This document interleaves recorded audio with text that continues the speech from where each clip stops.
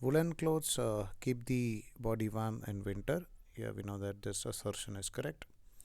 And the reason is given that air is a bad conductor of heat. So we may feel that okay, this should be maybe the reason that woolen is a bad conductor of heat. But we can say that if you are comparing this woolen cloth and like let's say cotton cloth, so both are like bad conductor of heat. So one thing is sure that it is a bad conductor.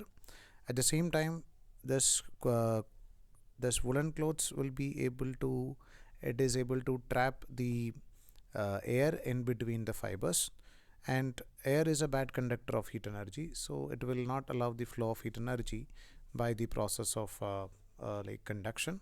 So we can say that it is the reason is correct, air is a bad conductor of heat. So there are two reasons. We can say that one reason is it is trapping air between the fibers and air is a bad conductor.